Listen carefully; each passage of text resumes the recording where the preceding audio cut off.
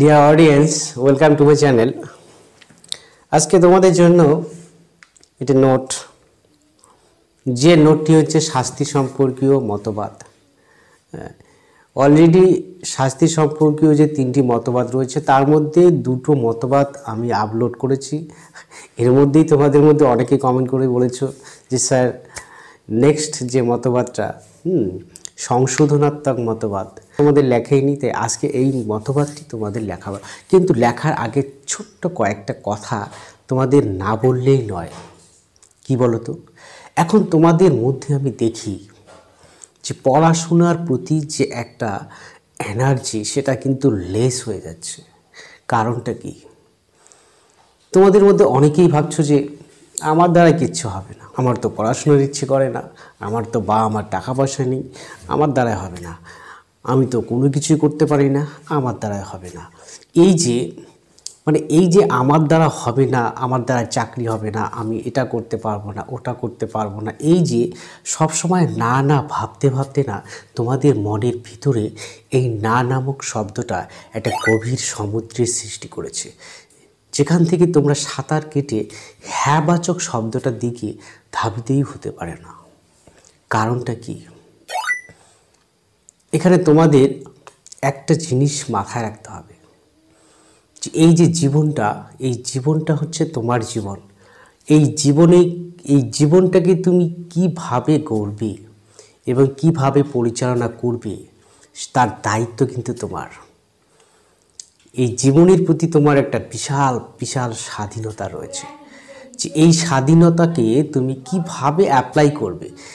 জীবনে ধারার চলার পথ কিন্তু অনেক, তার মধ্যে থেকেই কিন্তু তোমাকে একটা পথ বেছে নিতে হবে।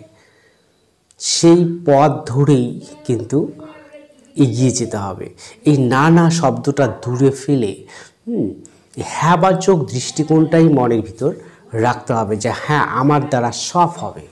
কেন পারবো না, কি কারণে পারবো না? আমার মতোই হয়তো একজন আমেরিকায় বসে ডাক্তার ইঞ্জিনিয়ারের পড়াশোনা করছে, আমার দ্বারা কেন হচ্ছে না, কেন হবে না? এই জন্য আমাদের দৈনন্দিন জীবনের যে রুটিনটা রয়েছে সেই রুটিনটা একটু চেঞ্জ করে একটু অন্যরকম করতে হবে, যার কারণে আমাদের মনের ভিতর একটা নতুনত্ব আসবে, একটা আশার আলো আসবে, নতুনভাবে আমাদের এই মনটা জাগরিত হবে, নতুন আলোর একটা শার্ট গায়ে দিয়ে যেন আমরা আমাদের জীবনটাকে চলতে পারি। এইভাবেই কিন্তু মনের ভাবনাটাকে জাগিয়ে তুলতে হবে, তবেই কিন্তু তুমি তোমার জীবনের লক্ষ্যে পৌঁছাতে পারবে। আর তার মূলে হচ্ছে এই পড়াশোনা। এই পড়াশোনার মাধ্যমে তুমি কি করবে কি করবে না তার উপর কিন্তু নির্ভর করছে। অতএব জীবনের আশাটাকে বেশি করে দেখো। জীবনে সবথেকে এই আশাটাকে তোমার মনের ভিতর গেঁথে নাও, যে তুমি কি করবে। এই যে আশা, স্বপ্ন, বেশি বেশি করে স্বপ্ন দেখে, যে বেশি বেশি করে স্বপ্ন দেখে তার কিন্তু তার যে আশার আলোটাও কিন্তু অনেক বড় হয়ে থাকে, আর তার জীবনের চলার পথটা কিন্তু খুব সহজ হয়ে পড়ে এবং সে যথারীতি কিন্তু তার গন্তব্যস্থলে পৌঁছাতে পারবে। কথাগুলো বলার উদ্দেশ্য এটাই যে ছাত্রছাত্রী এখন পড়াশোনা করতেই চায় না, পরীক্ষায় ভালো নম্বর পাচ্ছে না, অনেকেই পড়ে অনেকেই পড়েই না, ঠিক আছে? তো অতএব পড়াশোনাটা ভালো করে চালিয়ে যাও, দেখবে জীবনের কোনো না কোনো পথ তোমার পিছনে ছুটে আসবে। এইভাবেই বাঁচতে হবে। ওকে, তো চলো শুরু করি আজকের এই নোটটা। শাস্তি সম্পর্কীয় সংশোধনাত্মক মতবাদ। এই সংশোধনাত্মক মানে হচ্ছে সংশোধন করা, অর্থাৎ আমি আমার চরিত্রকে সংশোধন করব।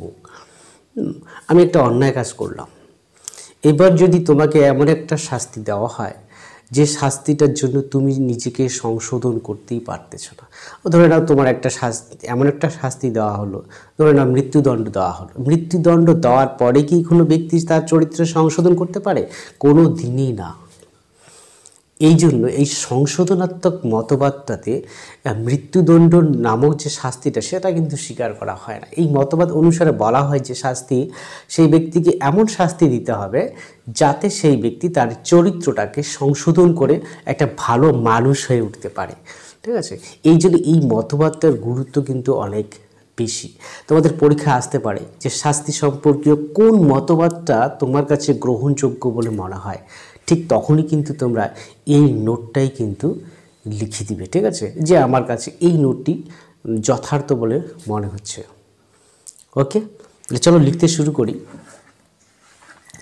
দেখো কোশ্চেনটা এখানে লেস করে থাকতে পারে শাস্তি কি, শাস্তি সম্পর্কীয় সংশোধনাত্মক মতবাদটি আলোচনা করো। তো শাস্তির সংজ্ঞা এর আগে যে ভিডিওটি আমি আপলোড করেছি শাস্তি সম্পর্কে, সেখানে আমি শাস্তির সংজ্ঞা দিয়েছি, সেখান থেকে শাস্তির সংজ্ঞাটা লিখে নিবে। আর আজকে তোমাদের সংশোধনাত্মক মতবাদ লিখতে শুরু করো। শাস্তি সম্বন্ধীয় সংশোধনাত্মক মতবাদটি একটি উল্লেখযোগ্য মতবাদ। এই মতবাদ অনুসারে শাস্তির উদ্দেশ্য হল শাস্তির মাধ্যমে শিক্ষা দিয়ে অপরাধীর চরিত্র সংশোধন করা এবং চরিত্র সংশোধনের মাধ্যমে অপরাধীকে অপরাধ থেকে বিরত করা। অপরাধীকে এমন শাস্তি দেওয়া প্রয়োজন যাতে তার চরিত্র সংশোধিত হয় এবং ভবিষ্যতে অনুরূপ অপরাধ আর না করে। এই মতবাদে অপরাধীকে উপায় রূপে গণ্য করে লক্ষ্য বা উদ্দেশ্য রূপে গণ্য করা হয়। এখানে অপরাপর ব্যক্তির চরিত্রের নৈতিক উন্নতি সাধনের জন্য অপরাধীকে শাস্তি না দিয়ে অপরাধীর চরিত্র সংশোধনের জন্য তাকে শাস্তি দেওয়া হয়। সংশোধনাত্মক মতবাদের সমর্থকগণ অপরাধীর প্রাণদণ্ড সমর্থন করেন না, এমনকি অন্য কোনো গুরুদণ্ডও কিন্তু তারা সমর্থন করেন না। নেক্সট প্যারা। বর্তমানে শাস্তি সম্পর্কে সংশোধনাত্মক মতবাদটি অনেকেই সমর্থন করেন। ম্যাকিঞ্জির মতে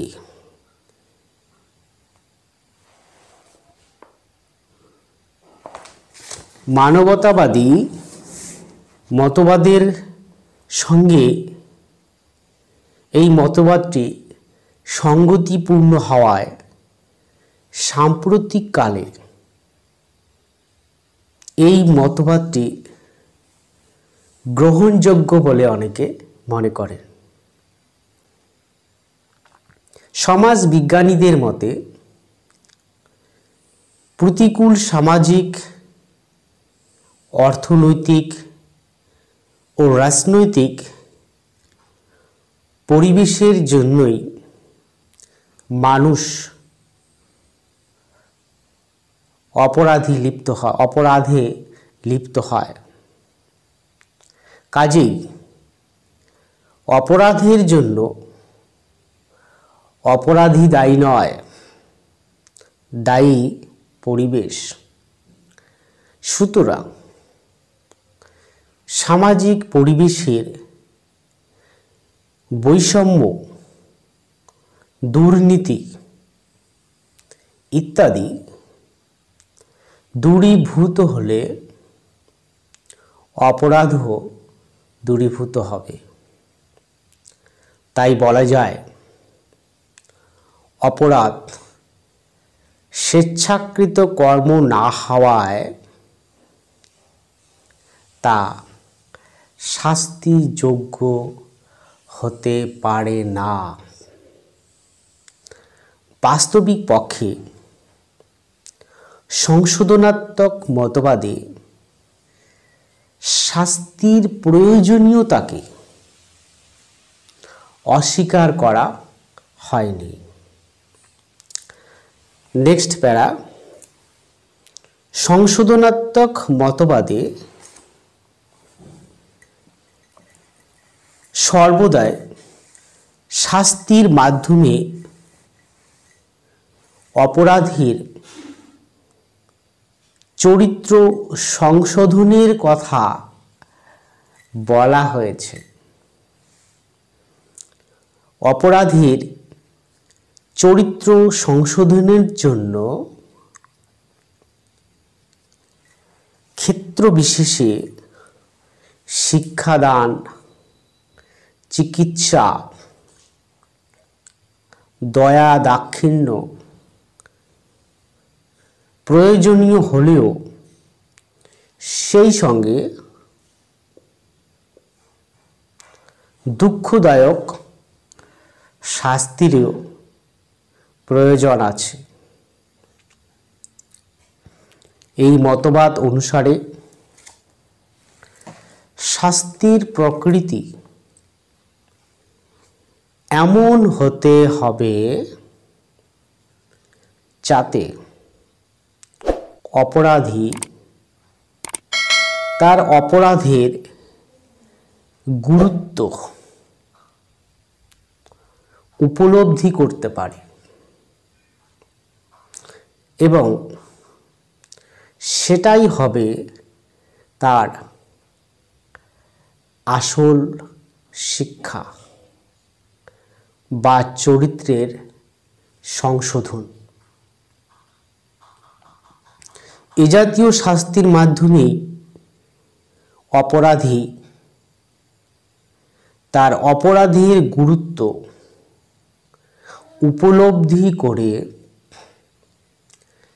ধীরে ধীরে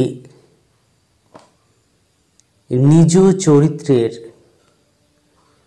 উন্নতি সাধন করতে পারে। শাস্তির মাধ্যমেই এই প্রকার উপলব্ধি হলো অপরাধীর আসল শিক্ষা বা চরিত্রের সংশোধন। সংশোধনাত্মক মতবাদের সমর্থকগণ অপরাধীর শাস্তির প্রয়োজনীয়তাকে অস্বীকার করেন না, তবে তারা যে শাস্তির কথা বলেন তা হল লঘু শাস্তি। কখনোই মৃত্যুদণ্ডকে তারা সমর্থন করেন না। সমালোচনা। শাস্তি সম্পর্কীয় এই মতবাদ মানবতাবাদের দিক থেকে প্রশংসিত হলেও তা সম্পূর্ণরূপে ত্রুটিমুক্ত নয়। শাস্তির উদ্দেশ্য যদি অপরাধীর চরিত্রের সংশোধন হয় তাহলে মৃত্যুদণ্ডকেও কোনো ক্ষেত্রেই সমর্থন করা যায় না।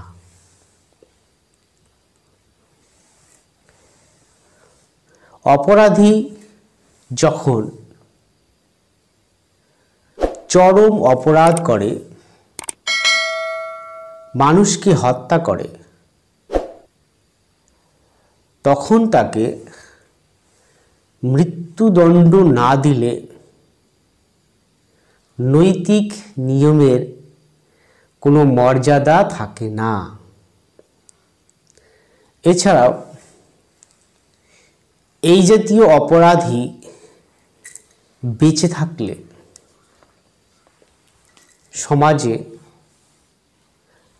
অনেক ক্ষতির সম্ভাবনা থাকে। অতএব সমাজের উপকারের জন্য এই জাতীয় অপরাধীকে সংশোধন করার পরিবর্তে মৃত্যুদণ্ড দেওয়াই বাঞ্ছনীয়। তো ডিয়ার স্টুডেন্ট, এই হচ্ছে মোটামুটি নোটটি। তোমাদের শাস্তি সম্পর্কে যে তিনটা